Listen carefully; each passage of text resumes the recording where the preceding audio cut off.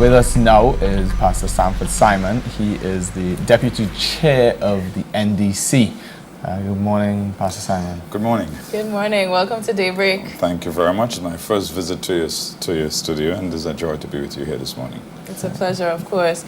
And tell us about the NDC. You're the Deputy Chair, and there was a meeting that happened in Karakou over the weekend.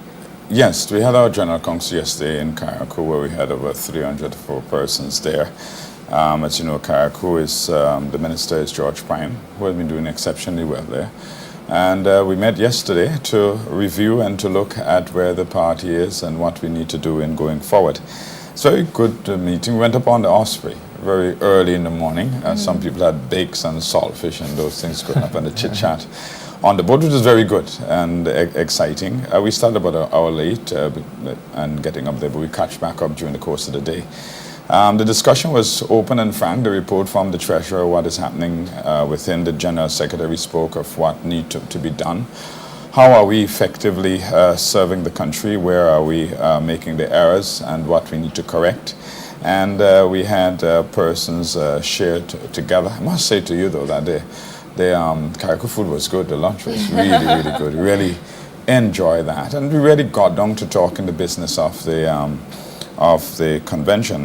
Within it, we still came back and talked about the pork and the Karakou rice, and it was very, very good. The peas is very good, exceptionally good in Karakou. Jeez, I don't know what to make it with, but whatever it is, But we need to go and check it out. You need to go to check it out. But it was very good. And I think generally, I would say that we were very open in our dialogue and discussion, especially the open session, where the members the delegates get to talk to the executive, what they think, what they feel, what they think we're doing right, what they think we need to improve, and how we need to effectively do better in what we're doing. So I would think generally it was a very good meeting, exciting one, and definitely one I think where the delegates came back really excited about what we need to do going forward. Who were some of the delegates that were present at the meeting? Well, you had the delegates pretty much from across the country. Each constituency had 15 constituencies. They then had, each of them sent the delegates, which range from between 10 and 15. So that come from across the country, the 15 pretty much. And they pretty much share in their own dialogue and discussion. So this is just one group of people. So for a wide cross-section of persons, which is chosen by the individual constituencies and polling the divisions. And these people come in ordinary folks, not folks coming from some high position, but ordinary Grenadians coming to talk to the leadership and saying, this is what we would like to see or get done. So you're saying the meeting wasn't necessarily geared towards Karakou alone, it was for the entire Tri-Island state? It was for the Tri-Island state. It was pretty much to if you look at when the political party meet in its general council, it's really to talk about the business of the party and how the government, talking to the government about how they're running the country. And it is the ordinary member then saying, we do not believe that the job situation in the country is not what we think it need to be. Government need to do more. The relationship between the government and the people, the party need to be more fluid. There need to be more things happening there. And talking about the labor relations and the resolutions that was passed yesterday dealing specifically with things that the delegates think was important to the country and where they believe that the government need to go. Is pretty much outlining how best can we, because the job situation here is critical. A lot of people are hurting, and the party understand that. We see clearly that more need to be done, as difficult as it is. We understand the deep pain because we feel it. We are the ordinary folks to live our daily lives, and therefore we know the pain and agony that people go through, and we want to see government do more to ensure that more people is employed. As much as we know economically is difficult across the world, but we are saying we need to look at ways and means to be more effective and efficient of how we serve our people. Were any decisions made, or was it strictly just hearing what people had to say? Well, decision was made. Clearly, one of the things that we have our convention that would be coming up, pretty much in July. That would happen. There were resolutions passed, and pretty much looking at the strengthening of the relation between the government and party. That was one of them. And that speaks to the fact that there need to be a deeper relations between how we relate to each other, and the delegate wanted to see a more comprehensive the relationship between the party and the government. We also talk about supporting the amendment to the labor relations, and you know that has been a challenge with the breweries, what has happened, and persons saw what has happened to the workers, and we want to see that where persons as at a reasonable time, we want to see that change to a specific time, in saying if it's 7 days or 14 days where workers can go back to work, because families, we believe, are suffering as much as the company had their own issues to deal with. But you look at the families that was under tremendous stress out of their being there. So that was a discussion in terms of saying to government, we want this amendment to be done to ensure that our people succeed. So it was clearly trying to put these things in place to ensure that we look forward in making this country far better than it is. There are a lot to be done, and we recognize that, and therefore we as delegate spoke to the fact that we cannot just think about what needs to happen, we need to make it happen.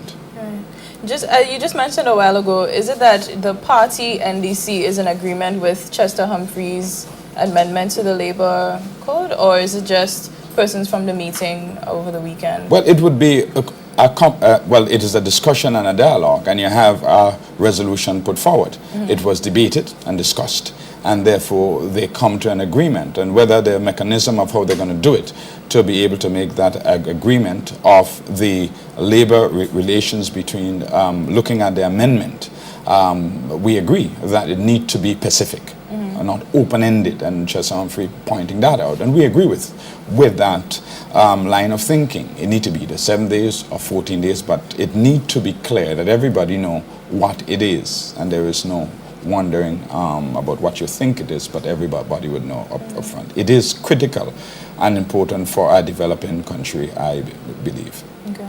And what are some of the plans for Carriacou and PT Martinique? Well, Prime is the one who could speak to that, but as you know, I know that they're working now on putting a duty-free port. That has been something that Prime has been working on. That has been a challenge. And Carriacou has always been this open place, as you know, a place where a lot of us go and get things that we cannot get on the mainland. But in doing it, I think to further that, to be able, and Carriacou is a developing place. I lived in Carriacou for a year, years ago, but you go back there now, it is developing with many of the homes you see that people built now, many of the businesses that are there, the machinery that is there. Remember, at one point we used to bring a lot of machinery up to Carriacou whenever they want things done. That no longer happened, really. A lot of the builders would have the machinery there.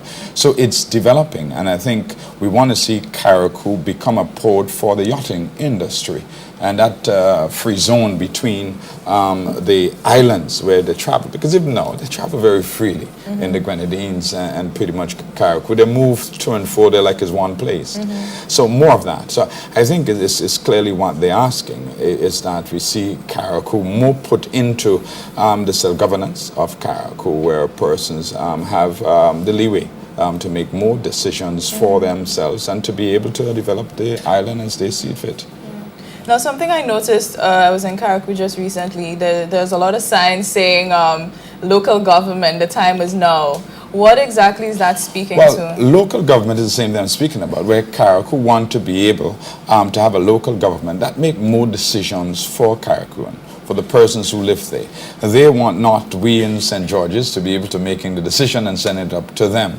They want to be saying, look, we want to be able to control our destiny more, have more control, just like how we fought for independence. I think Carriacou is saying we want a little bit more autonomy. you know, and that means that they would be able to have a budget that they run to be able to look at who they get involved in the education system, the health system, because it is a beautiful island with wonderful people, and I think they want to see the country, their island, they've developed far more than it is developed now, and that is a good thing. Okay, good. So it doesn't mean they're divorcing us or anything. No, good, not at all. No, I don't in any way or form, Mr. George Prime and others, I don't think in any way that is their thought at all. Local government, meaning that they just want to have a bit more autonomy. It's just like when you reach 18 years of age and you're leaving your mother's house, you want to go live now, your mommy come with you. You want to kind of spend your own money, and you know. I see. So I think really that is what they're looking for, to do more. But I think most important at the end of the day, the NDC as a party really want to see this country prosper, really want to see us develop. It is a challenge, but we are saying that there are more to be done. We understand the pain that people are facing, and we are saying to government that more need to be done, and we will make ourselves available to serve in the position that we deem fit to empower the people that do what they need to do. You said the meeting wasn't just about, you know, areas that you needed to improve, but also areas that you think you're doing well in. Right. You know, what were some of those things where you feel NDC feels that they're strong? Well, pretty much, the governance of the country. We think that that is a strong thing in terms of what the transparency, and the Prime Minister speak to that. I think also looking for investment. I think that they are doing in terms of setting the stage for investors to come in, to be able to do more work. I think a lot of small projects identifying that has been done across the country. Qualis constituency is one of them. I think that a lot have been done in terms of the development, in terms of the local persons getting involved and helping. I think one of the areas too, it is looking at how best can we look at not just talking, how do we work with the foreign investor to develop, but how best can we effectively and efficiently serve those people that come in. Keeping in mind that Grenada now has become a very easy, as far as it is reported, that become an easy place to do business. It is not difficult and hard, and our economy is doing a bit better, and we think it's because trying to manage and balance what is happening. We think that those are the strong areas for which the government is doing and working very hard at it. Nice. Now, you're also a pastor and a businessman, so how are you juggling all these things? Put it this way, it is simple. I think my life is very unique, and I had a unique opportunity to grow up in a Baptist church, which is very democratic. And the pastor is challenged by its membership. So I work with that. But also, I think I love construction for what I do. Building. I'm an owner of one called Construction and Manage that company, which is not a challenge for me because I love what I do. I enjoy what I do. And pastoring a church is what I also enjoy doing. And the membership of the St. George's Baptist Church work with me to do it. We have developed a very strong team of leaders, so I do not necessarily have to be at the church for the church to function. Okay. It functions very, very well with or without me, and looking at what I do within the politics of trying now to help provide a sense of leadership and help to our country. I've offered myself in that. So they all are, if you look at it, they all are people all very oriented. And that, I think, is important because I'm trying to help you and every person that is listening to be better. And the radio programs I do 5 radio programs every week. And I think for me, it is a pleasure and a joy because I help empower people to think differently. And that is important. Fantastic. All right. Well, thank you so much for coming in this morning and telling us about the meeting that happened in Carriacou over the weekend. Thank you. All right. Pleasure having you here. Thank you. Very much. Thank you very much.